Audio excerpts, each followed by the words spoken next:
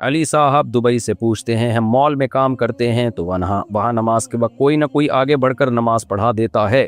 کل ایک شخص نے نماز پڑھائی جس نے پینٹ پہنی ہوئی تھی جس پر صلیب کے جیسا نشان بھی بنا ہوا تھا. کیا ایسی صورت میں مجھے جماعت سے نماز پڑھنی چاہیے اپنی الگ پڑھوں؟ بھائی صاحب ایسا پینٹ پہ کون صلیب کا نشان بناتا ہے؟ آپ کو وہم ہوگا. تو جیسے نشان تو وہ تھوڑا بہت ہر جگہ ہی نظر آ رہا ہوتا ہے. وہم نہ کریں, نماز آپ کی ہو گئی ہے. باقی بہتر یہی ہے کسی ایسے شخص کو نماز میں آگے کیا جائے جس کی پوری داڑھی ہو, پراپر ڈریس ہو. لیکن بہرحال نماز ہو جاتی ہے ہر مسلمان کے پیچھے.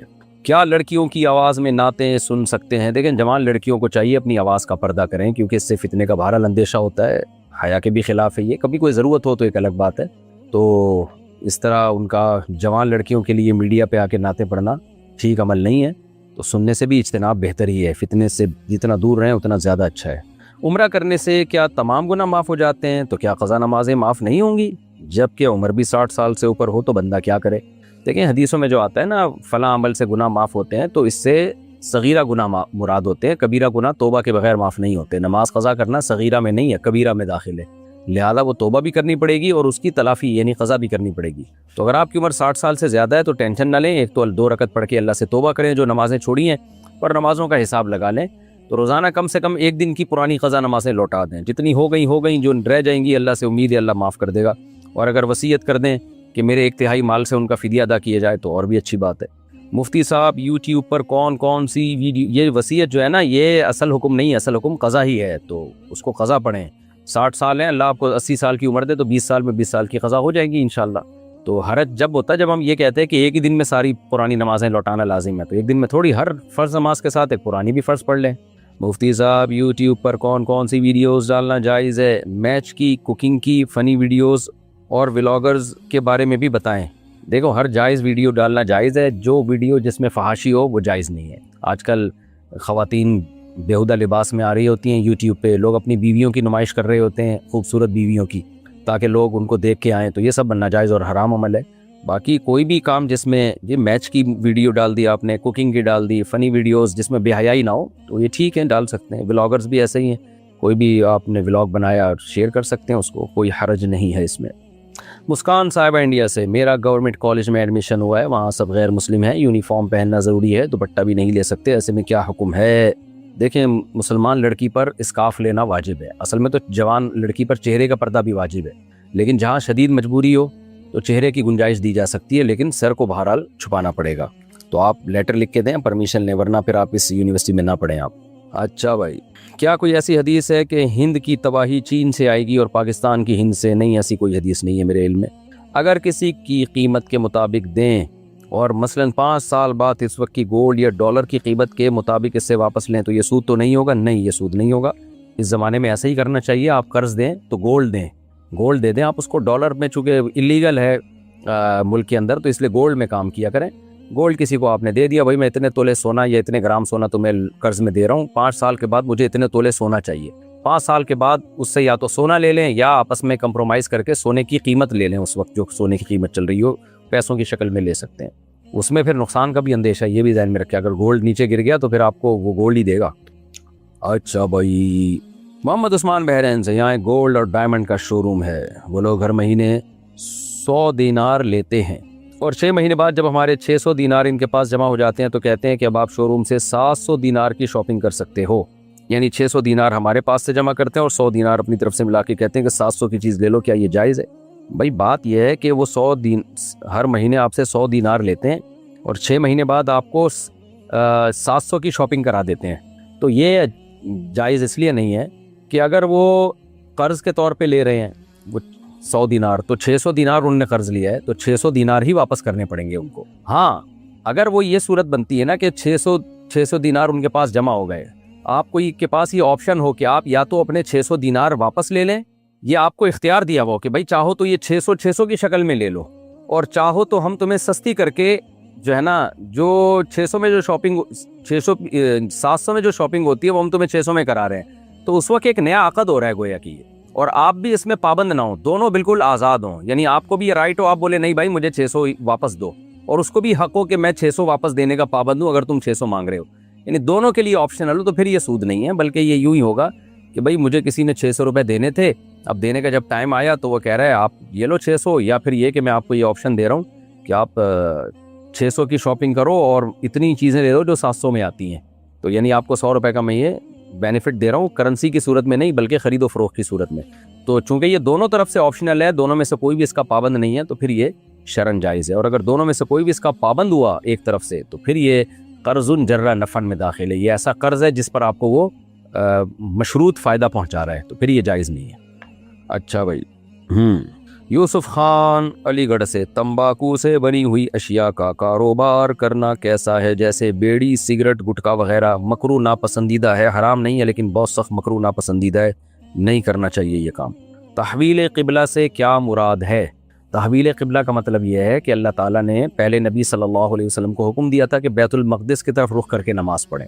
تو مدینہ میں آنے کے بعد بھی آپ نے تقریباً 17 مہینے بیت المقدس کی طرف رخ کر کے نماز پڑھی. پھر اللہ نے قبلہ چینج کر دیا، فرمایا کہ اب بیت اللہ کی طرف رخ کریں. تو اس عمل کو تحویل قبلہ کہا جاتا ہے کہ قبلے کو تبدیل کر دیا گیا.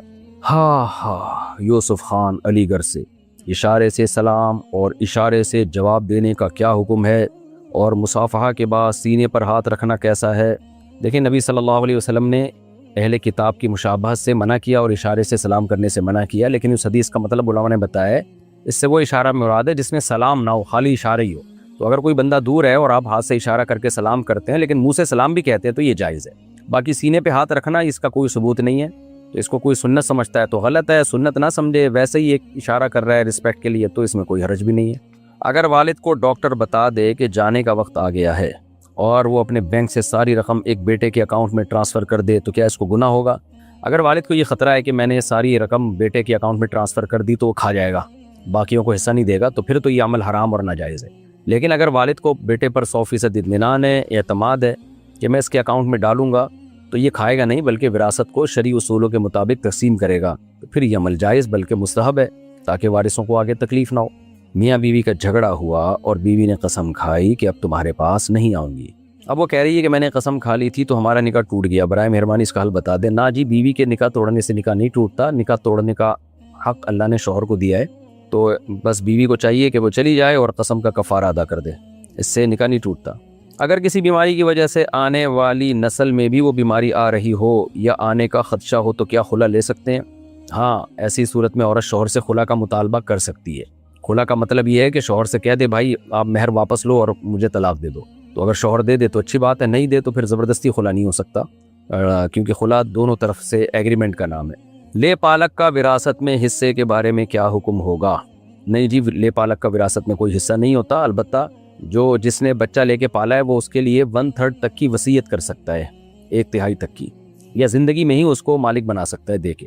امان اللہ صاحب انڈیا سے، ایک بھائی جدہ میں رہتا ہے اور وہ اپنے انڈیا والے بھائی سے کہتا ہے کہ میری طرف سے 5,000 روپے فلاں شخص کو زکوٰۃ دے دو، جب میں انڈیا آؤں گا تو تمہیں دے دوں گا، اور یہ 5,000 میرے اوپر تمہارا قرض ہوگا، کیا اس طرح سے زکوٰۃ ادا ہو جائے گی؟ جی ہاں جی، ادا ہو جائے گی. بلکہ زبان سے یہ کہنا بھی ضروری نہیں کہ زکوٰۃ میں دے دو، دل میں نیت کرے کہ زکوٰۃ ہے، زبان سے کہہ دے بھائی میری طرف سے 5,000 فلاں کو دے دو، تو بھی زکوٰۃ ادا ہو جائے گی.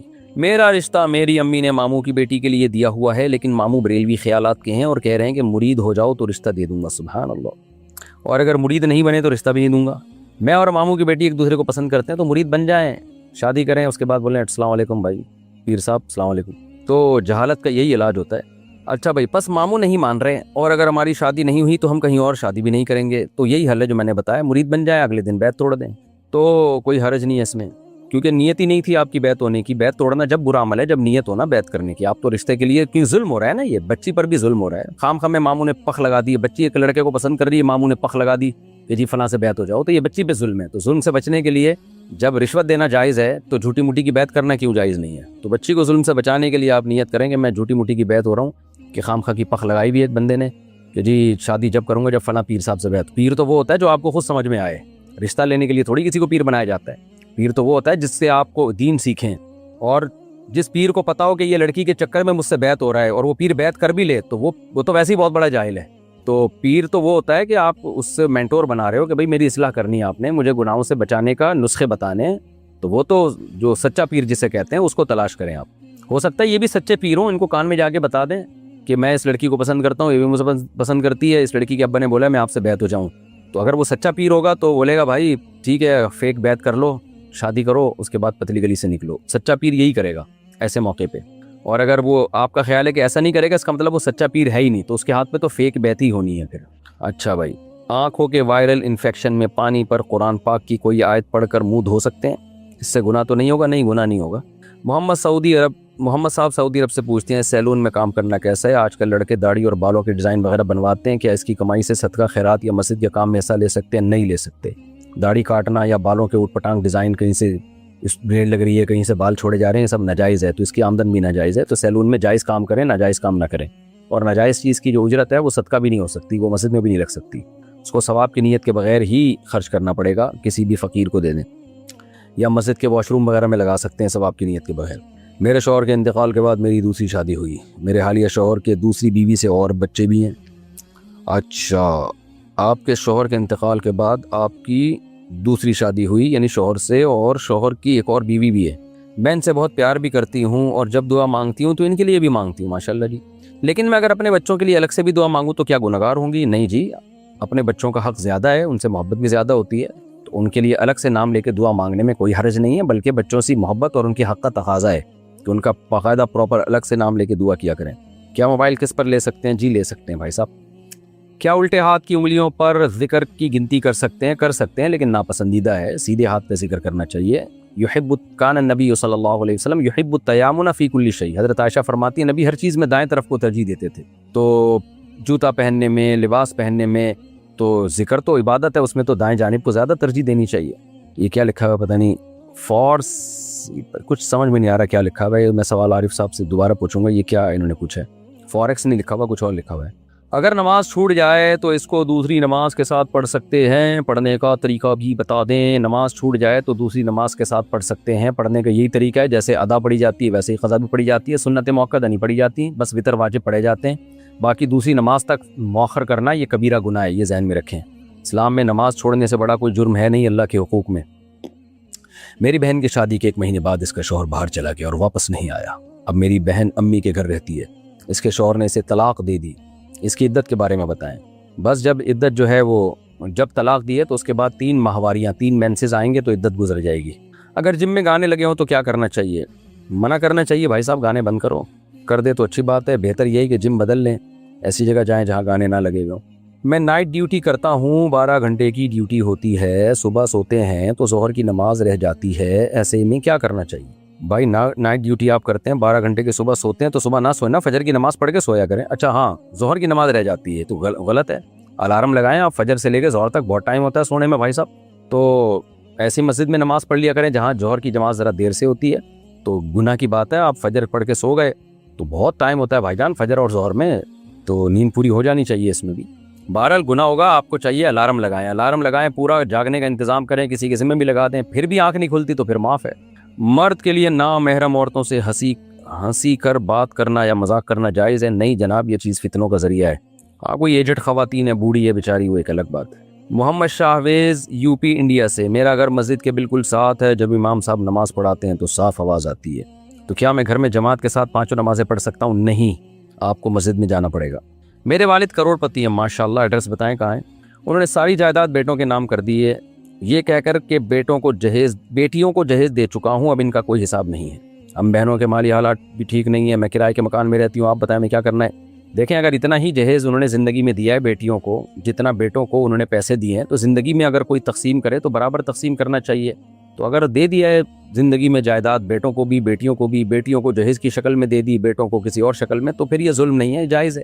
لیکن اگر بیٹیوں کو بہت تھوڑا دیا ہے اور بیٹوں کو بہت زیادہ دیا ہے، یا بیٹیوں کو جو دیا ہے وہ ان کے استعمال کے قابل ہی نہیں ہے، یعنی اس میں ان کا کوئی خاص فائدہ ہی نہیں ہو رہا، تو پھر یہ ظلم زیادتی ہے۔ یا بیٹیوں کو وراثت سے ہی محروم کر رہے ہیں کہ میرے مرنے کے بعد ان کو کچھ نہ ملے، تو یہ بھی ظلم ہے۔ مرنے کے بعد باپ جو چھوڑ کے جائے گا وہ بہرحال بیٹیوں کو اس میں سے حصہ ملے گا، چاہے زندگی میں کتنا ہی دے دیا ہو۔ تو خلاصہ یہ ہے کہ چونکہ والد صاحب زندگی میں اپنی پراپرٹی ڈیوائیڈ کر رہے ہیں، تو زندگی میں وہ بیٹوں کو بھی دیں، بیٹیوں کو بھی دیں۔ اگر وہ سمجھتے ہیں کہ میں نے بیٹیوں کو اتنا دے دیا جتنا میں بیٹوں کو دے رہا ہوں، تو وہ ذمہ داری سے بری ہیں، پھر ظلم نہیں ہے یہ بیٹیوں پر، کیونکہ ان کو چاہے کسی بھی شکل میں دیا وہ دے دیا۔ لیکن اگر بہت تھوڑا دیا اور بیٹوں کو بہت زیادہ دے رہے ہیں تو پھر یہ غلط ہے، پھر بیٹیوں کو دینا چاہیے، صرف بیٹوں کو دینا پھر یہ غلط ہے۔ میں میڈیکل یونیورسٹی میں پڑھتی ہوں اور ایک لڑکے کو اس کے دین اور ایمان کی وجہ سے پسند کرتی ہوں ماشاءاللہ، لیکن حیا کی وجہ سے اس سے بات کرنے کی ہمت نہیں ہے، میں اس سے شادی میں سنجیدہ ہوں، یعنی آپ نمبر دے دیں پھر میں بات کر لیتا ہوں اس سے۔ لیکن شرم کی وجہ سے نہ میں اپنے گھر والوں کو بول سکتی ہوں اور نہ اپنی دوستوں کو کہ میں کسی کو پسند کرتی ہوں، میں اس سے کیسے بات کروں؟ برائے مہربانی بتائیں، آپ مجھے ان کا نمبر بھیج دیں، میں اس بندے کو بول دیتا ہوں بھائی صاحب یہ خاتون ہے، میڈیکل یونیورسٹی میں پڑھتی ہیں، یہ آپ سے شادی کے سلسلے میں بات کرنا چاہ رہی ہیں، ان سے ہو نہیں پا رہی ہے تو آپ بات کر لیں۔ دیکھیں اب میں یہاں یہ مشورے تو نہیں دے سکتا نا کہ آپ ان سے کیسے بات کریں، یہ تو کسی بھی طریقے سے بات کر لیں، اپنی کسی سہیلی کو بول دیں جس میں شرم نہ ہو، آپ کو شرم آ رہی ہے تو کسی استغفر اللہ یعنی کسی اور کو بول دیں جس میں اتنی شرم نہ ہو، وہ پرچے ورچے لکھ کے دے دیں ان کو، تو بات تو کرنی پڑے گی نا، ورنہ کہیں اور شادی ہو جائے گی، پھر اس کے بچے آپ کو پھپھو بولیں گے تو اچھا نہیں لگے گا پھر آپ کو۔ اچھی بات ہے لڑکیوں میں ایسی حیا ہونی چاہیے، بہت اچھی بات ہے، لیکن ایسی حیا جس سے آپ کو نقصان ہو تو وہ غلط ہے۔ تو آپ اپنی کسی فرینڈ کے ذریعے پیغام بھجوا دیں کہ بھئی یہ لڑکی آپ سے نکاح کرنا چاہتی ہے، تو اس لڑکے سے بولیں کہ اپنے والدین کو ہمارے ابو کے گھر بھیج دیں۔ ڈائریکٹ یہ طریقے ٹھیک نہیں ہوتے، خاندانی لوگ ابا اماں کے ذریعے ہی رشتے طے کر رہے ہوتے ہیں، تو پیغام پہنچانے کی حد تک یا اپنی دلچسپی ظاہر کرنے کی حد تک تو اس میں کوئی حرج نہیں ہے، لیکن آگے کا جو پروسیس ہے وہ پھر والدین کو آپس میں ملوائیں۔ میں ایک شاپ پر کام کرتی ہوں اور ٹائم پر نماز پڑھ لیتی ہوں، میرے ساتھ ایک اور اسٹاف ہوتی ہے، اگر کبھی وہ نہیں آتی تو میں اکیلی ہوتی ہوں، تو اس صورت میں نماز کیسے پڑھوں کیونکہ کسٹمر آ گیا تو کمپلین کر دے گا۔ فرض نماز کسی صورت میں چھوڑنے کی اجازت نہیں ہے۔ آپ موبائل میں اپلیکیشن میں نمازوں کے ٹائم ڈالیں، آپ کو پتا ہو جی کس وقت سے لے کر کس وقت تک نماز کا ٹائم ہے، اس میں جب ٹائم ملتا ہے آپ نماز پڑھ لیں۔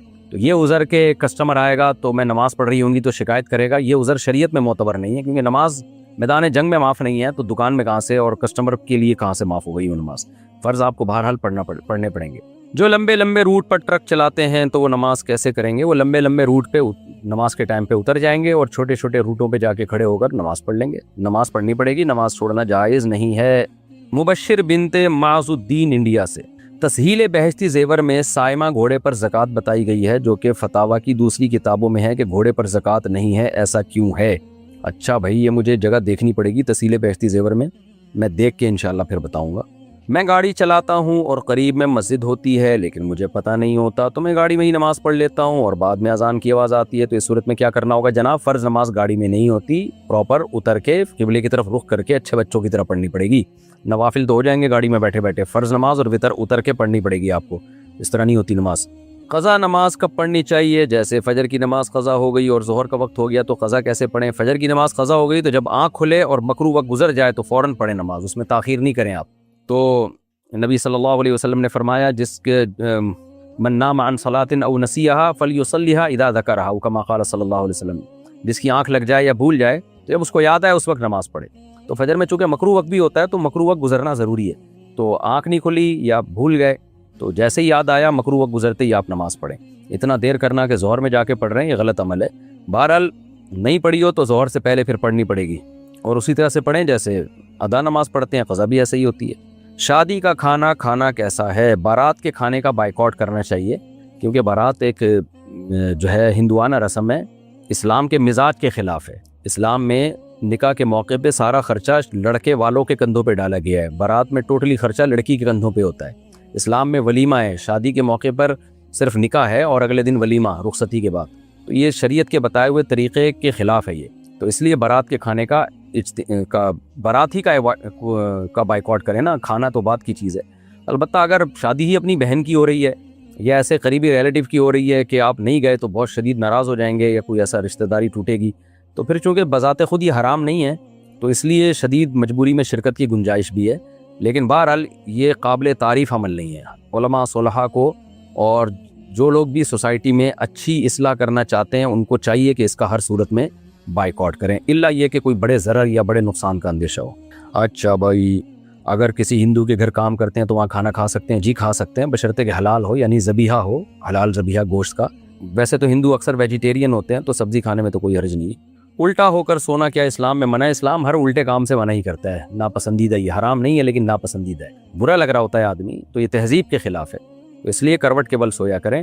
اور اس کی دلیل قرآن سے بھی ثابت ہے کہ قرآن نے جہاں بھی نیک لوگوں کا سونے کا ذکر کیا کروٹ کا ذکر کیا کہ تتجافى جنوبهم عن المضاجع، مضجع کہتے ہیں جو ہے نا سونے کی جگہ، اور یہ سورہ آل عمران میں آتا ہے کہ وعلی جنوبہم، نیک لوگ کھڑے بیٹھے اللہ کا ذکر کرتے ہیں اور پہلو کے بل بھی، کیونکہ وہ سوتے پہلو کے بل ہیں، تو ہمیشہ سونے کا ذکر پہلو کے بل آئے۔ نبی صلی اللہ علیہ وسلم بھی دائیں کروٹ پہ سوتے تھے، پھر یعنی ابتداً شروع کرتے تھے دائیں کروٹ سے، اس لیے चित लेटना भी नापसंदीदा है, लेकिन वो इतना ज़्यादा नापसंदीदा नहीं है, उल्टा लेटना ज़्यादा नापसंदीदा है। अच्छा भाई, क्या हम अपनी बिल्लियों का ज़कात के पैसों से इलाज करा सकते हैं?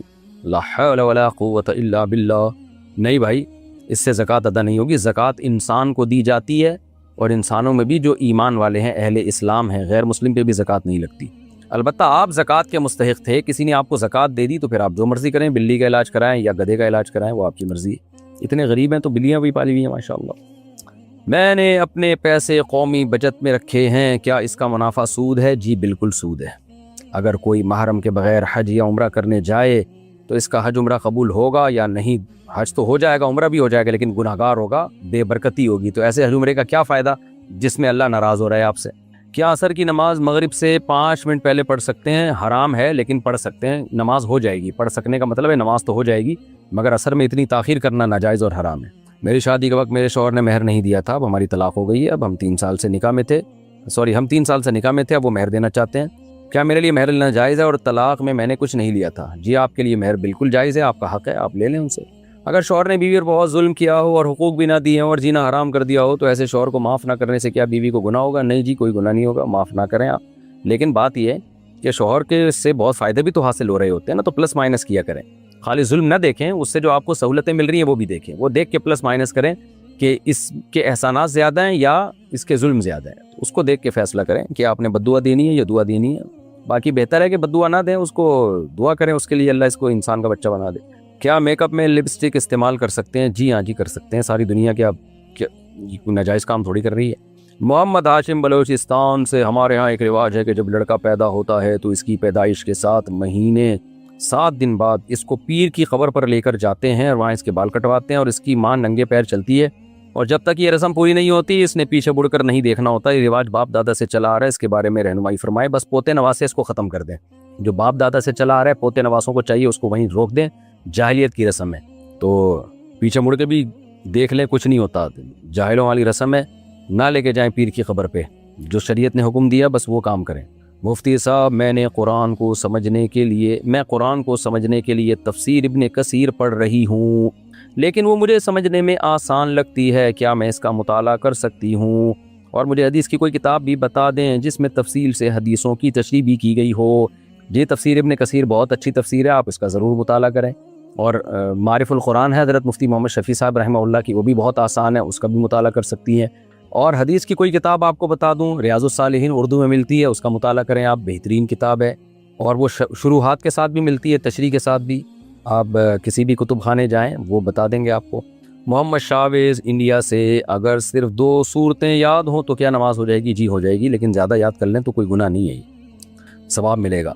अगर किसी ने अपनी ज़िंदगी में बहुत सारी नमाज़ें नहीं पढ़ी तो क्या अगर वो तौबा कर ले तो इसकी नमाज़ें माफ़ हो जाएंगी? ये इसका गुनाह ज़रूर मिलेगा। उसका गुनाह मिलेगा, तौबा भी करे और नमाज़ों की क़ज़ा भी शुरू कर दे वो, तो फिर अल्लाह माफ़ कर देंगे इंशाअल्लाह। सईदुल्लाह तुर्की से, हम यहाँ तुर्की में सारी नमाज़ें घर में या जहाँ हम काम करते हैं वहाँ पढ़ते हैं, जमात के साथ नहीं पढ़ सकते, क्या करें? वज़ाहत फरमाएं। गुनाह करते हैं आप। अगर करीब में मस्जिद है तो जमात से नमाज़ पढ़ना वाजिब है, वहाँ जाएँ। हाँ, करीब में मस्जिद ही ना हो फिर घर में जमात करा लें।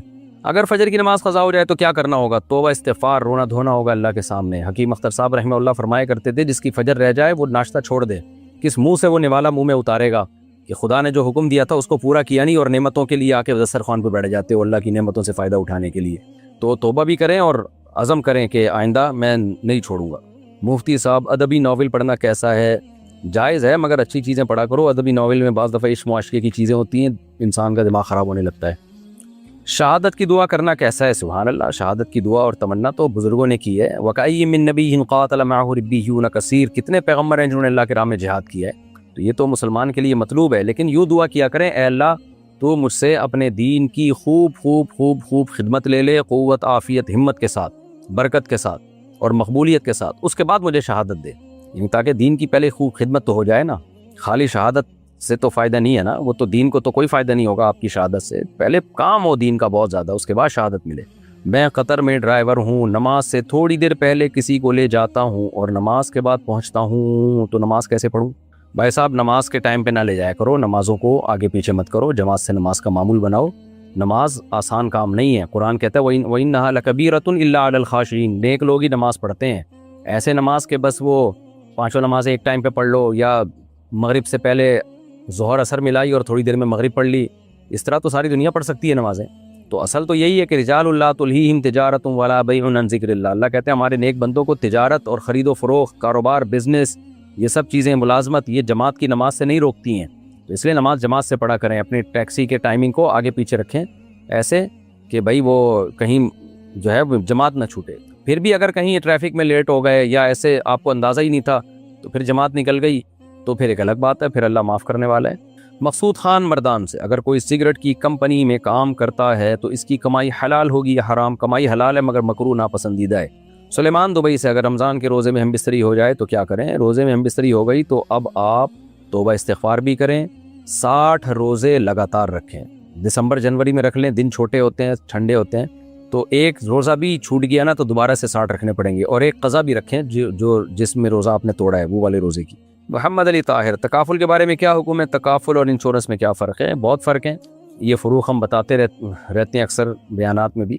تو تکافل جو ہے یہ انشورنس کا متبادل ہے، اور انشورنس کمپنی میں تو جو رسک لے رہی ہوتی ہے وہ کمپنی، جو انشورڈ ہوتا ہے نا، جو جس شخص کی انشورنس کی ہوئی ہوتی ہے، یا تو اس کو فائدہ ہوتا ہے یا اس کو نقصان ہوتا ہے، اور اس کے بدلے میں یا تو کمپنی کو فائدہ ہوتا ہے یا کمپنی کو نقصان ہوتا ہے۔ کمپنی سے مراد جو کمپنی کے شیئر ہولڈر ہیں، لیکن تکافل میں کسی فرد واحد کو آپ کے نقصان یا نقصان نہ ہونے سے کوئی فائدہ نقصان نہیں ہے۔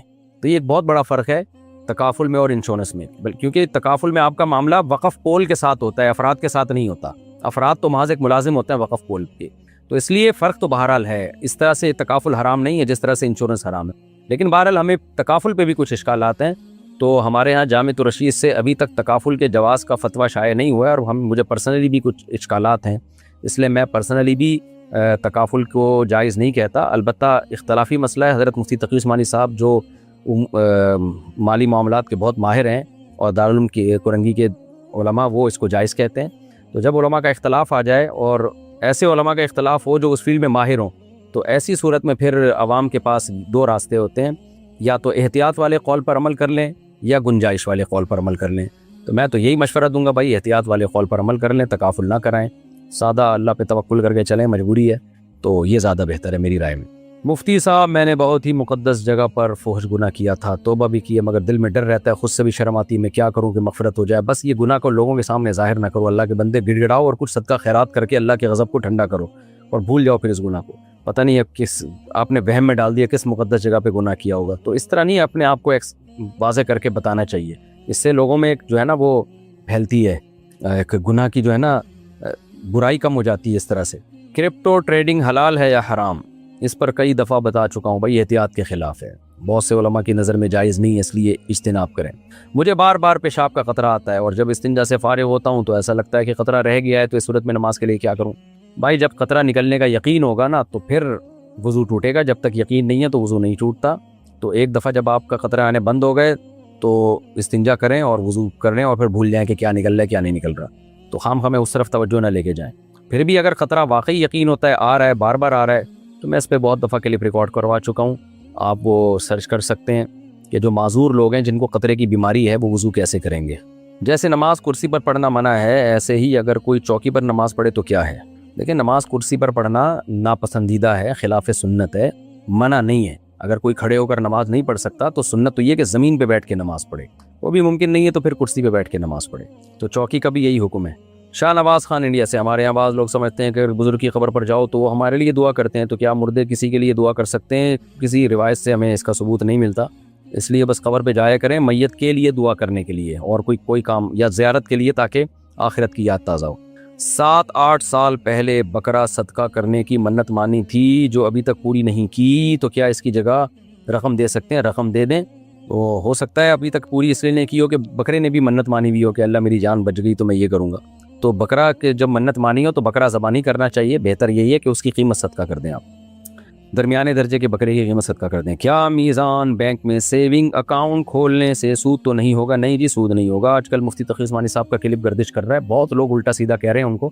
میں جب اپنے خلاف کبھی کمنٹس دیکھتا تھا نا تو بڑی ٹینشن میں آتا تھا، جب میں نے دیکھا حضرت مفتی تقی عثمانی صاحب کا ابھی اسلامک بینکنگ کے حوالے سے بیان آیا، کتنے اعتدال سے، کتنے میٹھے لہجے میں انہوں نے بتایا، اور وہ ان کی اکیلے کی رائے نہیں ہے، انہوں نے بتایا کہ 20 ملکوں کے علماء نے بیٹھ کر یہ وضع کیا ہے اسلامک بینکنگ کا نظام اور اس کے جائز ہونے کا فتویٰ دیا ہے، تو اتنے میٹھے عالم ہیں، کبھی نیگیٹو بات نہیں کرتے، علم کا سمندر ہیں، عرب میں ان کی ایک دھاک ہے، پوری دنیا میں ملیشیا، انڈونیشیا، ہر جگہ ان کو قدر کی نگاہ سے دیکھا جاتا ہے، اور پاکستانی قوم کے نیچے آپ نیگیٹو کمنٹس دیکھتے ہیں، کیسا ان کو کوئی کہہ رہا ہے معاذ اللہ سود خور ہیں، کوئی کیا کہہ رہا ہے، اس سے مجھے اندازہ ہوا کہ ہماری قوم میں بڑی جہالت ہے۔ تو میں نے سوچا اتنے بڑے بڑے علماء کو، بزرگوں کو لوگ برا کہہ دیتے ہیں تو ہم کس کھیت کی مولی ہیں، تو مجھے بڑی تسلی ہوئی کہ بھائی یہ نیگیٹو کمنٹ سے پریشان نہیں ہونا چاہیے، جو مثبت سوچنے والے ہیں وہ مثبت سوچتے ہیں، جن کی قسمت میں ہی، جن کے دماغ میں ہی گند اور بھس بھرا ہوا ہے نا، تو وہ منفی ہی سوچتے رہیں گے۔ مفتی تقی صاحب کو کیا فائدہ اسلامک بینک کو حلال کہنے سے، ان کو کیا اس ٹکے کا فائدہ نہیں ہے ان کو، اس تو انہوں نے تو ایک قوم کے لیے کام کر دیا، لوگوں کو شکر ادا کرنا چاہیے کہ یار ایک سودی متبادل پیش کیا، لیکن بڑے بڑے فنڈر جو جس کی کوئی فیلڈ نہیں ہے نا، وہ بھی اس میں ٹانگ اڑائے گا۔ ہر آدمی مفتی بن کے کہہ رہا ہے یہ سود کو جو انہوں نے حلال، بھائی تو آپ کو کیا پتا سود کسے کہتے ہیں، آپ نے کہاں پڑھا ہے؟ سود کے حکام آپ کو پتہ ہے؟ آپ کو پتہ ہے سود کی ڈیفینیشن کیا ہے، سود کی قسمیں کتنی ہیں؟ کخ بھی نہیں پتا ہوگا۔ فنڈر ایسے بنے ہوئے ہوں گے جیسے انہی پر ساری وہی نازل ہوئی ہے۔ یہ بڑا ایک جہالت ہماری سوسائٹی میں ہے کہ جو جس فیلڈ کا ماہر ہے اس کو نہیں بولنے دیتے، ہر آدمی اپنی ٹانگ اڑائے گا۔ کوئی مفتی عالم اگر اشکال کرے نا تو سمجھ میں بھی آتا ہے، عام ہی آدمی بیٹھ کر ایسے تبصرے کر رہے ہوتے ہیں۔ کیا تسبیح پڑھتے وقت ہونٹ کا ہلنا ضروری ہے؟ ضروری نہیں ہے، لیکن اس کے بغیر تسبیح پڑھیں گے کیسے؟ منہ بند کر کے کیسے ہوگی تسبیح؟ تو کچھ الفاظ تو ایسے ہیں منہ ہلائے بغیر وہ تلفظ ہی ادا نہیں ہوتا اس کا۔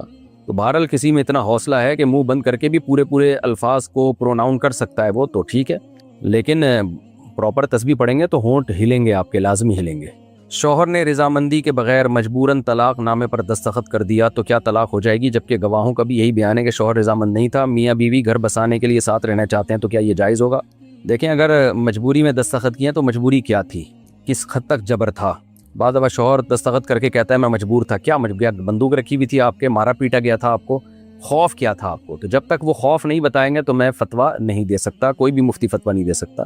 تو مجبوری کی تفصیل بتائے وہ، تاکہ اس سے پتہ چلے کہ واقعی یہ مجبور تھا یا نہیں تھا۔ میں انڈیا میں ایک کمپنی میں کام کرتا ہوں، کمپنی ہندوؤں کے تہواروں پر گفٹ دیتی ہے جو ہمیں کسٹمرز میں تقسیم کرنے ہوتے ہیں، جن میں مورتی وغیرہ کی تصویریں بنی ہوتی ہیں، تو کیا میں وہ ڈسٹریبیوٹ کر سکتا ہوں؟ وہ تصویریں جو فنا ہونے والی ہوں، جیسے لڈو پہ تصویر بنی ہوئی ہے، وہ تو کھا کے ختم ہو جائے گی، تو اس پہ تو لین دین میں کوئی حرج نہیں ہے۔ البتہ جو کسٹمر میں چیزیں دیتے ہیں ان میں اگر تصویر بنی ہوتی ہے تو چونکہ وہ تصویر مقصود نہیں ہوتی، جیسے کوئی آپ کو شیمپو کی بوتل دیتا ہے تو ہے تو شیمپو لیکن اس پہ لڑکی کی تصویر ہے، تو تصویر مقصود نہیں ہوتی، تو ایسے تحائف کا لین دین بھی جائز ہے۔ البتہ تصویر ہی کوئی دے رہا ہے تو وہ پھر ناجائز ہے، کیونکہ تصویر سازی اسلام میں حرام ہے، تصویروں کا بیچنا، خریدنا، تبادلہ یہ سب ناجائز ہیں، جاندار کے چہرے کی تصویر کی بات ہو رہی ہے۔ باقی تہواروں پر اگر ہندو گفٹ دیتے ہیں تو ہندوؤں کے تہوار تو دیکھیں کسی بھی قوم کے مذہبی تہوار کو منانا جائز نہیں ہے، تو ہندوؤں کو تہواروں پر آپس میں گفٹ کا لین دین کرنے دیں، آپ لین دین نہ۔ فرحان صاحب انڈیا سے سوال پوچھتے ہیں، میرے غیر مسلم دوست نے مجھ پر اعتراض کیا ہے کہ تم لوگ خانہ کعبہ کو چومتے ہو، اس پر سر ٹیکتے ہو، تو یہ بھی تو مورتی کی پوجا کرنے کے جیسا ہی ہے، اس کا جواب دیں، اور ہم صرف کعبہ کی طرف ہی رخ کر کے کیوں نماز پڑھتے ہیں؟ دیکھیں ہم خانہ کعبہ کی ہرگز عبادت نہیں کرتے، یہ تو ذہن سے نکال دیں۔ اگر ہم خانہ کعبہ کی عبادت کرتے ہوتے تو خانہ کعبہ سے دعائیں مانگ رہے ہوتے کہ اے خانہ کعبہ تو ہماری حاجت پوری کر دے۔ ہندو تو جب پتھر کے بنے ہوئے بت کے سامنے جھکتے ہیں تو اس بت سے دعا مانگ رہے ہوتے ہیں، اس کی عزت اس لیے کر رہے ہوتے ہیں کہ ہماری بگڑی بنائے گا، جبکہ ہمارا کعبہ کے بارے میں یہ عقیدہ ہے کہ یہ نہ سنتا ہے، نہ دیکھتا ہے، نہ کسی کی بگڑی بنا سکتا ہے، نہ کسی کو فائدہ پہنچا سکتا ہے، ایک پتھر کے بنی ہوئی عمارت ہے، اور جو ہے نہ کسی کے نفع کا مالک ہے، نہ کسی کے نقصان کا مالک ہے۔ باقی ہم اس سے محبت اس لیے کرتے ہیں کہ اللہ نے اس کو اپنا گھر قرار دے دیا کہ یہ میرا گھر ہے، اور یہ بھی ہوائی بات نہیں بلکہ یہ اس پر دلائل قائم ہے، پیغمبروں نے اس کو اللہ کا گھر قرار دیا، تواتر سے یہ بات ثابت ہے، ابراہیم علیہ السلام نے اس کو اللہ کا گھر بنایا، پھر قرآن جس کا برحق ہونا دیگر دلائل سے ثابت ہے، وہ قرآن اس کو اللہ کا گھر کہتا ہے۔ تو اگر اللہ کسی جگہ کو کہہ دے کہ میرا گھر ہے، لہذا جو میرے گرد طواف کرنا چاہتا ہے تو اب ہم اللہ کے گرد تو نہیں کر سکتے نا عرش پہ جا کے، تو اللہ نے کہا میرا گھر ہے تو اب اس کے گرد طواف کرو گے ایسے جیسے میرے گھر کے گرد ہی طواف کر رہے ہو۔ تو کسی کے گھر کے گرد طواف کرنا یہ گھر کی تعظیم نہیں ہے، یہ جو گھر والا ہے اس کی تعظیم ہے۔ باقی بیت اللہ کی دیواروں کو جو ہم چومتے ہیں تو یہ بھی عقیدت اور محبت میں، کیونکہ اس کی نسبت اللہ کی طرف ہے، تو اس نیت سے نہیں کہ یہ دیواریں ہمیں فائدہ پہنچا سکتی ہیں۔ حضرت عمر رضی اللہ تعالی عنہ نے جب حجر اسود کو چوما نا تو یہ الفاظ کہے کہ تو محض ایک پتھر ہے، نہ کسی کو نقصان پہنچا سکتا ہے نہ نفع، ہم نے تو نبی کو دیکھا ہے تجھے چومتے ہوئے اس لیے ہم تیرا بوسہ لے رہے ہیں، کیونکہ اللہ کی طرف نسبت ہے، اللہ کے گھر ہے، تو اللہ تعالیٰ کی مرضی جس جگہ کو اپنا گھر بنا دے۔ پہلے اللہ نے بیت المقدس کو بنایا ہوا تھا تو ہم اس کی طرف رخ کر کے نماز پڑھتے تھے، پھر اللہ نے کہا بھائی میں لوکیشن چینج کر رہا ہوں، اب بیت اللہ ہے میرا گھر، تو ہم نے کہا چلو بھائی اب بیت اللہ کی طرف رخ کر کے نماز پڑھیں گے۔ تبھی قرآن کہتا ہے لیس البر ان تولوا وجوہکم قبل المشرق والمغرب، نیکی یہ نہیں ہے کہ تم کبھی ادھر منہ کر کے نماز پڑھو کبھی ادھر منہ کر کے نماز پڑھو، نیکی یہ ہے کہ خدا کے حکم کو فالو کرو۔ تو بیت اللہ کی طرف خدا نے حکم دیا ہے کہ اس طرف رخ کر کے نماز پڑھو، تو یہ اصل نیکی ہے کہ اللہ کے حکم کو ہم فالو کر رہے ہیں۔ باقی ان پتھروں کو ہم نفع نقصان کا مالک نہیں سمجھتے، جبکہ ہندو اس میں دو گڑبڑ کرتے ہیں۔ نمبر ایک، آپ کے پاس کیا دلیل ہے کہ ان بتوں کی عبادت سے اللہ خوش ہوتا ہے، ان بتوں کے سامنے جھکنے سے اللہ خوش ہوتا ہے؟ اس کی دلیل کیا ہے آپ کے پاس؟ یہ تو آپ نے باپ دادا نے ایک چیز گڑھ لی ہے، بس کوئی دلیل تو ہے نہیں آپ کے پاس۔ دوسری بات یہ کہ آپ تو ان کو نفع نقصان کا مالک سمجھتے ہیں، تبھی ان سے منتیں مانتے ہیں، مرادیں مانتے ہیں۔ ہم بیت اللہ کو کچھ بھی نہیں سمجھتے نفع اور نقصان کے مالک ہونے کے لحاظ سے، نفع نقصان کا مالک اللہ ہے، تو اللہ سے دعائیں مانگتے ہیں۔ یہی وجہ ہے کہ بیت اللہ کی طرف رخ کیے بغیر بھی کسی نے دعا مانگ لی تو اللہ ہی سے دعا مانگے گا، وہ دعا مانگنے والا کہلائے گا۔ یعنی اگر کوئی بیت اللہ کی طرف پش کر کے دعا مانگ رہا ہو اللہ سے تو بھی دعا ہو جائے گی اس کی۔ باقی نماز کے لیے اللہ نے ایک سمت متعین کر دی ہے کہ میرے گھر کی طرف رخ کرنا ہے، اس میں مسلمانوں کی جو فکر ہے وہ بھی مجتمع ہو جاتی ہے، ایک رخ ہوگا، ورنہ کوئی ادھر منہ کر رہا ہوتا کوئی ادھر منہ کر رہا ہوتا، تو اس میں انسان کا دل بھی مطمئن ہو جاتا ہے، بھائی ایک طرف تو رخ کرنا ہے نا، اب اللہ تو عرش پر ہے تو اب ہم کہاں رخ کریں گے؟ تو اللہ نے کہا میرا گھر ہے، اس کی طرف رخ کر لو تم۔ اور ویسے بھی یہ چار دیواری بیت اللہ نہیں ہے، اصل میں وہ جہت ہے، یہی وجہ ہے کہ چار دیواری نہ بھی ہو تو بھی ہم اس طرف رخ کر کے نماز پڑھیں گے، اور طواف ہم اس سمت جو چار دیواری کی جو جگہ ہے نا وہاں سے باہر سے ہم طواف کریں گے تو بھی طواف ہو جائے گا، تو دیوار نہیں ہے۔ اگر بیت اللہ کو ہم خدا سمجھتے ہیں تو بیت اللہ کی چھت پہ کھڑے ہو کر نماز نہ ہوتی، جبکہ ہمارا عقیدہ ہے کہ بیت اللہ کی چھت پہ بھی کوئی کھڑے ہو کر نماز پڑھے گا تو نماز ادا ہو جائے گی، بیت اللہ کے اندر جا کے بھی کوئی نماز پڑھے گا تو نماز ادا ہو جائے گی، اور بیت اللہ کی چار دیواریں اگر گر بھی جائیں تو بھی اس طرف رخ کر کے نماز ہوگی۔ جبکہ ہندوؤں میں تو یہ ہوتا ہے کہ بت کو اٹھا کے یہاں سے یہاں لے گئے تو اب ادھر رخ کر کے نماز پڑھنی پڑے گی، اس کو ادھر نہیں کر سکتا۔ وہ نماز سے میری مراد ہے کہ جو ہندوؤں کی نماز ہے، یعنی اس کے سامنے جھکنا سجدہ کرنا، جبکہ ہمارا یہ عقیدہ ہے کہ بیت اللہ کی دیواریں اکھاڑ کے اگر آپ لے گئے اور کہیں اور رکھ دیں تو ان دیواروں کی طرف رخ کر کے نماز نہیں ہوگی، بلکہ اس جہت ہی کی طرف رخ کرنا پڑے گا۔ تو یہ جو جہت ہے نا، جہت، یہ جو سمت ہے، یہ اللہ نے، یہ جو ڈائریکشن ہے یہ اللہ نے متعین کر دی ہے کہ یہ جگہ، یہ جو لوکیشن ہے یہ میرا گھر ہے، تو اس لیے وہ دیواروں میں کچھ نہیں رکھا۔ دیواریں تو بیت اللہ کی جب چینج بھی ہو سکتی ہیں، چینج ہوئی ہیں بہت دفعہ، تو آپ وہ اینٹیں اٹھا کے ساری کہیں اور لے جائیں اور وہ جگہ خالی کر دیں تو بھی ہم ان اینٹوں کی طرف رخ کر کے نماز نہیں پڑھیں گے، ہم تو اسی لوکیشن کی طرف رخ کر کے نماز پڑھیں گے۔ جبکہ ہندوؤں میں اگر یہ والے بت کو اٹھا کے آپ نے یہاں رکھ دیا تو اب اس سے مرادیں مانگنے کے لیے یہاں جانا پڑے گا، لوکیشن کو فوکس نہیں کریں گے۔ وہ کیا دوسروں کے گناہوں کا سوال بھی ہم سے ہوگا؟ نہیں بھائی، عمل الانسانی لیس للانسان الا ما سعی، آپ سے آپ کی برائیوں کے بارے میں سوال ہوگا۔ ہاں البتہ یہ ضرور ہے کہ آپ نے کسی کو گمراہ کیا اور آپ کی گمراہ کرنے سے وہ گمراہ ہو گیا، پھر اس کی گمراہی کا سوال بھی آپ سے ہوگا، یا آپ دعوت دے سکتے تھے تاکہ وہ برائی سے بچ جاتا، اور آپ میں استطاعت بھی تھی پھر بھی آپ نے برائی سے نہیں روکا، اور آپ میں استطاعت بھی تھی اور آپ کو امید بھی تھی کہ وہ رک جائے گا میرے روکنے سے، پھر بھی نہیں روکا، پھر سوال یقیناً ہوگا کہ آپ نے دعوت کا کام کیوں نہیں کیا۔ کچھ بندوں کی نمازیں قضا ہو گئی ہوں تو کیا وہ سارے جماعت کے ساتھ قضا پڑھ سکتے ہیں؟ جی پڑھ سکتے ہیں۔ مجھے کسی نے بتایا کہ آپ کی مسجد کے امام کے، یعنی آپ کے بارے میں بتایا، کسی نے جو سائل ہے اس کے بارے میں بتایا، تو مسجد کے امام کے تعلقات ٹھیک نہیں ہیں تو کیا ہم پیچھے نماز پڑھ سکتے ہیں؟ دیکھیں، اگر یقینی بات آپ کو مسجد کے امام کے بارے میں معلوم ہے کہ اس کے غلط تعلقات ہیں، زانی ہے یا لڑکوں سے کوئی بدفعلی میں 100% آپ کو پتہ ہے، تو پھر آپ امام کو ہٹائیں وہاں سے، پوری کوشش کریں، پورا زور لگا دیں امام کو معطل کرنے کی کہ وہ نماز نہ پڑھائے۔ ایسے شخص کو مسجد میں امام بنانا حرام ناجائز ہے، لیکن بعض دفعہ لوگ اپنی دشمنیاں بھی نکال رہے ہوتے ہیں جھوٹے الزام لگا کر، تو اس کی تحقیق آپ خود کریں۔ اب میری ساس اور نند مجھے روز تانے دیتی ہے اور میرے کمرے میں آ کر مجھے ذلیل کرتے ہیں، اور میرا شوہر انہیں کچھ نہیں کہتے، ہر چیز پر پابندی لگاتی ہیں، میرے شوہر کچھ نہیں بولتے، کیا یہ صحیح ہے؟ شوہر کو چاہیے بولے بھائی، اپنی بیوی کا دفاع کرے، کیوں آ کے کمرے میں گھسنا ٹھیک نہیں ہے، بلا اجازت کسی کے کمرے میں داخل ہونا یہ ویسے ہی برا عمل ہے، کسی کی پرائیویسی میں دخل انداز ہونا، تو میاں کو چاہیے چپ نہ کرے، اگر وہ نہیں اصلاح کر سکتا تو پھر بیوی کو ساس سے الگ رکھے۔ وہ عثمان صاحب بنیر سے، میں پاسپورٹ آفس گیا تھا، وہ کہہ رہے تھے کہ آپ کا پاسپورٹ یہاں سے نہیں بنے گا کیونکہ آپ کا ایڈریس گاؤں کا ہے، لیکن باہر ایجنٹ جو بیٹھے ہوئے ہیں وہ کہہ رہے ہیں کہ 1400 روپے دے دیں تو ہم بنوا دیں گے۔ کیا یہ رشوت میں آتا ہے؟ پتہ نہیں بھائی یہ لیگل ہے یا انلیگل ہے، آپ جا کے وہیں سے پوچھیں، مجھ سے کیوں ایسی باتیں پوچھ رہے ہو؟ بنیر صاحب، عثمان صاحب بنیر میں رہتے ہو، مجھے بھی پھنسواؤ گے؟ آپ چلے جائیں نا اپنے گاؤں جا کے بنا لیں، اس میں کیا جاتا ہے؟ اللہ نے ہمارے نبی صلی اللہ علیہ وسلم کو کس چیز سے بنایا؟ برائے مہربانی دلیل کے ساتھ بتا دیں۔ اللہ تعالیٰ نے نبی صلی اللہ علیہ وسلم کو حضرت عبداللہ اور حضرت آمنہ سے پیدا کیا اور انسان مٹی سے بنائے. خلقہ من تراب. آدم علیہ السلام کو اللہ نے مٹی سے بنایا تو سارے انسانوں کی اصل مٹی ہی ہے, اور مٹی کو اللہ نے مختلف مراحل سے گزارا. قرآن کہتا ہے ثم من نطفہ, مٹی کو ہم نے منی میں تبدیل کیا, پھر من علقہ, اس منی کو ہم نے جمے ہوئے خون میں تبدیل کیا, پھر من مضغہ, پھر اس جمے ہوئے خون کو ہم نے گوشت میں تبدیل کیا, پھر گوشت میں ہم نے ہڈیاں پیدا کی, فکسونا العظام لحما, ہڈیوں پہ ہم نے گوشت چڑھایا. یہ سارا پروسیس سارے انسانوں کا سیم ہی ہوتا ہے.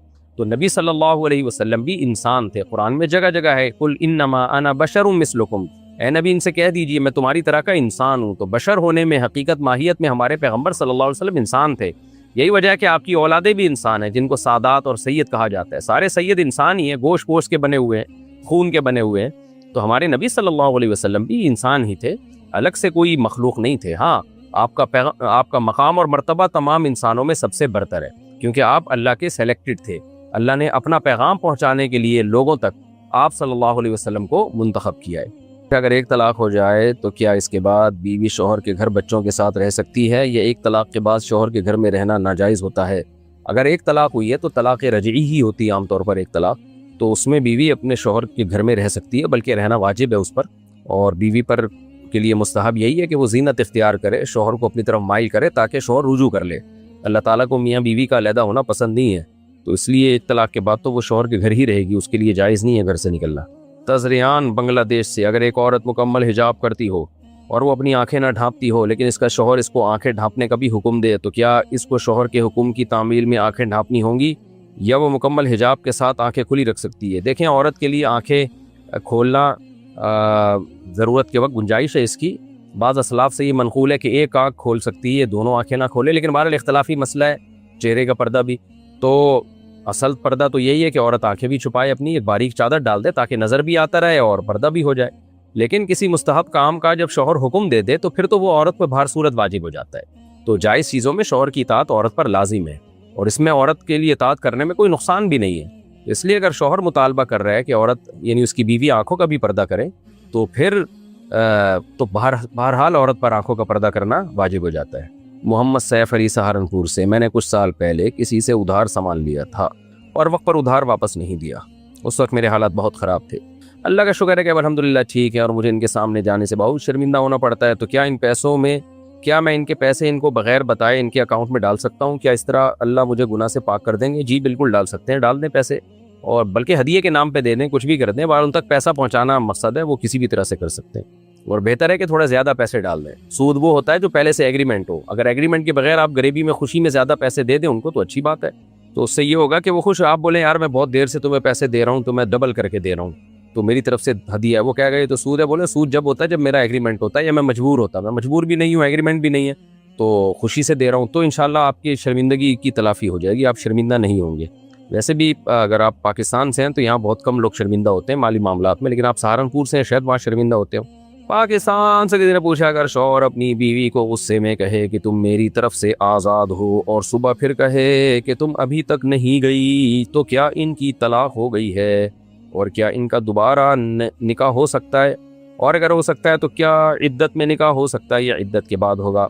شوہر نے یوں کہا نا, میری طرف سے آزاد ہو, میری طرف سے, اور پھر صبح پوچھ بھی رہا ابھی تک گئی کیوں نہیں, اور حالت بھی غصے کی تھی, تو یہ واضح علامت ہے اس بات کی کہ شوہر کی نیت طلاق کی تھی. ایسی صورت میں یہ طلاق کنایا والی طلاق کہلائے گی. ویسے لفظ آزاد سے طلاق ہوتی نہیں ہے, لوگ وہمی بن جاتے ہیں. بات پہ آج کل لوگ کہتے ہیں تم آزاد ہو, تم آزاد ہو, تو اس سے طلاق نہیں ہوتی. ہاں, میرے نکاح سے تم آزاد ہو یا مجھ سے تم آزاد ہو, اس طرح کے الفاظ, اور خاص طور پہ غصہ بھی آیا ہوا ہو, تو صبح اٹھ کے پوچھ بھی رہ کے گئی نہیں, تو یہ سارے قرائن ہیں اس بات کے کہ اس کی نیت طلاق ہی کی تھی.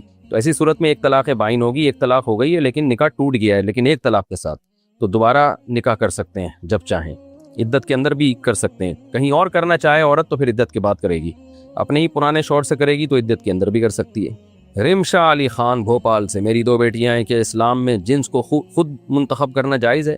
میں اللہ سے لڑکے کی دعا کرتی ہوں, کسی نے مجھے IVF کے ذریعے جینڈر سلیکشن کے بارے میں بتایا, کیا میرے لیے ایسا کرنا جائز ہے؟ میرے ساتھ پہلے 2 بچوں کی پیدائش میں کوئی مسئلہ نہیں ہوا تھا, دونوں کا فطری طریقے سے ہی حمل قرار پایا تھا.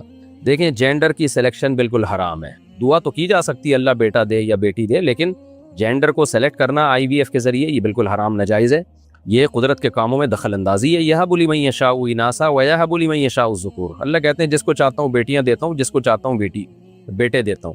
اس سے جو ہے نا گروتھ ریشو بیلنس رہتا ہے. اگر یہ انسانوں کو رائٹ دے دیا جائے نا کہ جب چاہیں جتنے چاہیں بیٹے پیدا کر لیں, جتنی چاہیں بیٹیاں, تو یہ سارا گروتھ ریشو ڈس بیلنس ہو جائے گا. یہی وجہ ہے کہ بڑے بڑے ملکوں میں اس پر پابندی لگی ہوئی ہے. انڈین پاکستانی اگر IVF کے ذریعے امریکہ میں یا کہیں اور جا کے یہ جو ہے نا علاج کرتے ہیں نا, ٹریٹمنٹ کرتے ہیں, تو وہ جینڈر سلیکٹ نہیں کرنے دیتے ان کو کسی, یعنی پورے دنیا میں انلیگل ہے یہ. تو ہمارے ہاں بعض بے وقوف قسم کے اسکالر جن کو تحقیق کرتے نہیں اور بس پھینکتے رہتے ہیں, نہ وہ عالم دین ہے, نہ ان کو مذہب کے بارے میں معلومات ہوتی ہیں, بس جو ہے نا ان کا کام ہے چینل پہ آ کے لوگوں کو گمراہ کرنا. ان لوگوں نے اس کو کہہ دیا کہ جینڈر کی سلیکشن ہو سکتی ہے. تو جو ماہر مفتیان کرام ہیں جنہوں نے تمام, شروع میں کچھ علماء نے کہا تھا کہ جینڈر کی سلیکشن کی اجازت ہے, وجہ اس کی یہ تھی کہ ان کو نالج غلط پہنچائی گئی تھی, ان کو جو ہے نا اس بارے میں نالج صحیح نہیں تھی. لیکن اب جو فتویٰ ہے وہ یہی ہے کہ جینڈر کی سلیکشن کی اجازت نہیں ہے. وجہ اس کی یہی ہے کہ اس سے آپ کا جو ہے وہ سارا نظام تبدیل ہو جائے گا, لڑکے ہی لڑکے ہو جائیں گے, لڑکیاں کم پڑ جائیں گی. آپ کہہ سکتی ہیں کہ میرے تو 2 بیٹیاں ہیں, مجھے تو بیٹا چاہیے. بھائی جن کے 2, بعض دفعہ آپ کے بیٹیاں ہی بیٹیاں ہوتی ہیں, کسی دوسرے کے بیٹے ہی بیٹے ہو جاتے ہیں. اس طرح جو ہے نا وہ گروتھ ریشو میں بیلنس ہوتا ہے ایک لڑکا اور لڑکیوں کی. لیکن اگر اس کی اجازت دے دی جائے کہ آپ جینڈر کو خود سلیکٹ کریں, تو پھر تو بہت سے لوگ لڑکے ہی لڑکے پسند کرتے رہیں گے اور لڑکیوں کی پیدائش بہت کم ہو جائے گی. اس لیے قدرت کے کاموں میں ٹانگ اڑانے کی قطعاً اجازت نہیں ہے. آپ اللہ سے دعا کریں, میں بھی دعا کرتا ہوں اللہ آپ کو نیک صالح بیٹا عطا فرمائے, باقی جو ہو اس پہ صبر کریں. نبی صلی اللہ علیہ وسلم کی صحیح حدیث موجود ہے, جس نے 3 بیٹیوں کی کفالت کی اور ان کی اچھی تعلیم تربیت کر کے ان کی اچھے جگہ نکاح کیا, آپ نے فرمایا میں اس کے لیے جنت کی ضمانت لیتا ہوں. تو یہ تو غیر مسلموں کے مسائل ہیں, بیٹا ہو رہا ہے کہ بیٹی ہو رہی ہے. مسلمان تو بیٹے پہ بھی خوش ہے, بیٹیوں پہ بھی خوش ہے. تو جو اللہ دے دے اس پہ خوش ہونا چاہیے. تو رینڈملی جو بھی ٹھہر جائے نا حمل میں, پریگننسی میں, جو وہ مرد اور عورت کے اسپرم لے کے ملاتے ہیں, تو جو بھی رینڈملی جو بھی سلیکٹ ہو جائے قدرت کی طرف سے, تو وہی اسی کو پر راضی رہے. امیر حمزہ کوئٹہ سے, میرے چاچو کی بیٹی 16 سال کی ہے اور میں 21 سال کا ہوں, اور دوسری میرے والد کی ایک کزن کی بیٹی ہے جو مجھ سے 5 سال بڑی ہے, تو میں کس سے نکاح کروں؟ گھر والے دونوں کے لیے راضی ہیں, بڑی بھی جاب ڈھونڈ رہی ہے اور چھوٹی بھی 8ویں کلاس میں پڑھ رہی ہے, اور میں یونیورسٹی میں ہوں, میری رہنمائی فرمائیں. بھائی آپ 21 سال کے ہیں, تو وہ جو 16 سال والی مجھے لگ رہا ہے آپ کے لیے زیادہ بہتر ہے, کیونکہ وہ بیوی اگر عمر میں کم ہو تو ذرا جوڑ کا رشتہ عرف میں سمجھا جاتا ہے, اور جو آپ سے عمر میں بڑی ہے وہ کہیں اور کر لے گی شادی. تو مشورہ ویسے میں دیتا نہیں ہوں, آپ کی مرضی, جہاں بڑی سے بھی کر سکتے ہو آپ, چھوٹی سے بھی کر سکتے ہو, جو آپ کو پسند ہو اس سے کر لیں. لیکن اس میں جو جوڑ کی شادی جو کہلائے گی, جو عرف کے مطابق بھی اور مزاج کے مطابق بھی, وہ میرا خیال ہے 16 والی آپ کے لیے زیادہ اچھی رہے گی. باقی آپ بہتر جانتے ہو بھائی, آپ کو اگر بڑی پسند ہے تو اللہ میاں نے کہا جو پسند آئے اس سے شادی کرو, اور جو بڑی پسند آ رہی ہے تو بڑی سے کر لو آپ. میں مشورے نہیں دیتا بھائی صاحب یہاں بیٹھ کے, میں تو شرعی مسائل بیان کرتا ہوں. پاکستان سے کسی نے پوچھا, اگر ہم جانور کا شکار کرتے ہیں تو کیا وہ ہمیں بددعا دیتا ہے؟ اگر بددعا دیتا ہوتا ہم سب اب تک مر چکے ہوتے. تو حلال جانور کا شکار کرنا تاکہ اس کا گوشت کھایا جائے تو یہ جائز ہے. نبی صلی اللہ علیہ وسلم حدیث سے بات ثابت ہے, حضرت اسماعیل علیہ السلام کا تو گزر بسری شکار پر تھا, اس شکار کر کے گوشت لایا کرتے تھے, تو اس لیے جائز ہے. ہاں بلا وجہ جانور کو مارنا, نہ وہ آپ کو تنگ کر رہا ہے, نہ اس کا آپ سے لینا دینا ہے, نہ آپ نے اس کا گوشت کھانا ہے, وہی تنگ کر رہے ہو, تو یہ حرام اور ناجائز ہے. اس میں اگر ہو سکتا ہے وہ بددعا بھی دے اور اللہ اس کی بددعا قبول بھی کر لے, یہ دونوں چیزیں امکان ہے اس کا. ہانیہ صاحبہ پشاور سے, اگر 4 رکعت نفل نماز پڑھنی ہو تو 2 رکعت کر کے پڑھنا افضل ہے, یہ ایک ہی نیت سے 4 رکعت پڑھنا زیادہ بہتر ہے؟ کیونکہ اگر 2 رکعت کر کے پڑھ لیں تو 2 دفعہ درود شریف پڑھیں گے, جس کی وجہ سے ثواب زیادہ ملے گا. آپ بتائیے کون سا طریقہ بہتر ہے؟ یہ اختلافی مسئلہ ہے. دیکھیں دن کی نمازوں میں ہمارے نزدیک 4 رکعت ایک سلام سے پڑھنا زیادہ افضل ہے, رات کی نمازوں میں 2 رکعتیں زیادہ افضل ہیں. تو نوافل میں آپ 4 رکعت ایک ہی نیت سے باندھیں تو زیادہ اچھا ہے. رہا یہ مسئلہ کہ 2 دفعہ درود شریف پڑھیں گے, اگر 2 رکعت کر کے پڑھیں گے تو بھائی آپ پھر بھی 2 دفعہ درود شریف پڑھ لیں. جیسے عصر سے پہلے کی 4 سنتیں ہیں, اس میں آپ افضل یہی ہے کہ آپ 2 رکعت کے بعد اتحیات کے بعد درود شریف بھی پڑھیں, دعا بھی پڑھیں, پھر جب تیسری رکعت کے لیے کھڑے ہوں تو ثنا بھی پڑھیں اس میں, تو اس میں بھی 2 دفعہ درود شریف ہو جائے گا 4 رکعت والی نماز میں. اچھا بھائی, پاکستان سے کسی نے پوچھا ہے کیا کتے کا شکار حلال ہے؟ کتے کے شکار کا مطلب یعنی کتا شکار کر کے کھانا تو ظاہر ہے حلال نہیں ہوگا. باقی کتے کے ذریعے شکار کیا تو حلال ہے, لیکن اس میں شرط یہ ہے کہ سدھایا ہوا کتا ہو. کتے کو آپ نے سدھایا ہوا ہو. سدھانے کا مطلب یہ ہے کہ اتنی تربیت دی ہوئی ہو کہ کتا آپ کے لیے شکار کر کے لائے. آپ نے بسم اللہ اللہ اکبر پڑھ کے کتے کو چھوڑا شکار پر, کتا جائے گا اس جانور کو دبوچے گا, خود ایک نوالا نہیں کھا سکتا اس میں سے. اگر کتے نے اس میں سے ایک نوالا کھا لیا اس کا مطلب اس نے اپنے لیے شکار کیا، وہ آپ کے لیے شکار حرام ہو جائے گا۔ شریعت اس کی اجازت نہیں دیتی کتا خود کھا رہا ہے اور آپ نے کتے کا بچا ہوا لے کے آپ آگے، نہ وہ کتا پکڑ کے اس کو لے کر آئے آپ کے لیے، اور ایک نوالا بھی اس میں سے نہ کھائے۔ تو اگر وہ جانور زندہ تھا تو آپ فوراً چھری پھیر دیں گے، اگر مر چکا تھا تو بھی حلال ہے، یعنی جانور کے دانت ہی چھری کے حکم میں سمجھے جائیں گے۔ لیکن اگر وہ زندہ تھا اور آپ کتے تک پہنچے یا کتا آپ تک پہنچا، وہ جانور زندہ تھا، تو پھر آپ کو ذبح کرنا پڑے گا۔ تو اس لیے بسم اللہ اللہ اکبر پڑھ کے اگر کسی نے کتا چھوڑا ہے جانور کے اوپر تو وہ شکار حلال ہے۔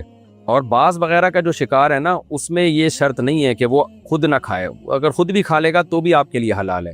اور اس میں فرق یہ ہے کہ باز یا جو شاہین ہے نا، اس کو اتنا سدھانا ممکن ہی نہیں ہے کہ وہ شکار میں ایک نوالا نہ کھائے، جبکہ کتے کو یہ سمجھانا آسان ہے کہ وہ خود نہ کھائے، آپ کے لیے لے کر آئے۔ اچھا میرے بھائی کے کوئٹہ سے، میں پاکستان آرمی میں اپنی خدمت سر انجام دے رہا ہوں، اگر کبھی دشمن مجھے پکڑ لے تو میں اپنے آپ کو گرینڈ سے یا اپنی بندوق سے مار سکتا ہوں، کیونکہ مجھے معلوم ہے دشمن نے بھی مجھے شہید ہی کرنا ہے اور ہم سے معلومات بھی لے لیں گے۔ یہ مسئلہ میں انشاءاللہ آپ کو دوبارہ تحقیق کر کے بتاؤں گا کہ اگر کسی کے پاس راز ہوں اور اس کو یہ ڈر ہو کہ مجھے مار مار کے ٹارچر کر کے مجھ سے راز نہ نکلوا لیں، ایسی صورت میں کیا اس فوجی کے لیے اپنے آپ کو شہید کر دینا پہلے سے جائز ہے یا نہیں؟ تو پہلے کبھی اس نوعیت کا مسئلہ آیا نہیں ہے تو میں نے تحقیق کی نہیں ہے، تو میں انشاءاللہ ویسے تو نارملی تو اپنے آپ کو قتل کرنا حرام ناجائز ہے، خودکشی ہے۔ کسی کو یہ ڈر ہے کہ مجھے بہت ٹارچر کریں گے، ماریں گے، تو بس وہ صبر ہی ہے اس کے پاس، اس نیت سے اپنے آپ کو قتل نہیں کر سکتا مصیبت سے بچنے کے لیے۔ لیکن ایک یہاں دوسرا پہلو یہ ہے کہ وہ اپنے لیے نہیں کر رہا یہ کام، اپنے قوم کے لیے، ملک کے لیے کر رہا ہے، کہ اس کے پاس راز ہے، اس کو ڈر ہے کہ یہ راز مجھ سے اگلوا لیں گے۔ تو ایسی صورت میں جائز ہے یا نہیں تو میں انشاءاللہ اس کی تحقیق کر کے بتاؤں گا۔ ہانیہ صاحبہ پشاور سے، کیا تہجد کی نماز کے بعد سورہ یاسین پڑھنی چاہیے اور اس کے بعد دعا مانگنی چاہیے؟ کیونکہ اس سے 3 دل مل جاتے ہیں، اللہ کا دل، قرآن کا دل اور رات کا دل۔ کیا اس بات کا کوئی حوالہ ہے؟ نہیں جی، پہلی دفعہ سن رہا ہوں میں۔ تہجد کے بعد بس آپ ایسے ہی دعا مانگیں، اللہ تعالیٰ سے دعائیں قبول ہوتی ہیں، اللہ تعالیٰ آسمان دنیا پہ آتے ہیں، پکارتے ہیں، کوئی ہے جو مجھے پکارے اور میں اس کی دعاؤں کو قبول کروں، تو بس دعا مانگے آپ۔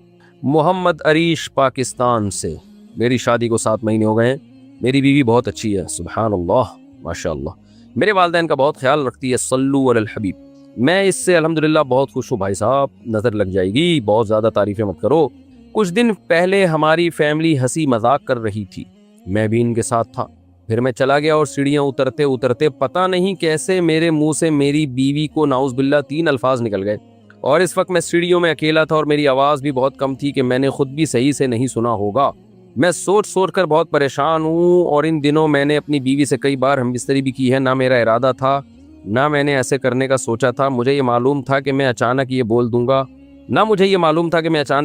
نہ غصہ تھا، کوئی بھی وجہ نہیں تھی۔ مجھے بھائی صاحب لگتا ہے کچھ آپ کو وہم ہوا ہے، بعض دفعہ انسان کو نا بلا وجہ کا وہم ہوتا ہے۔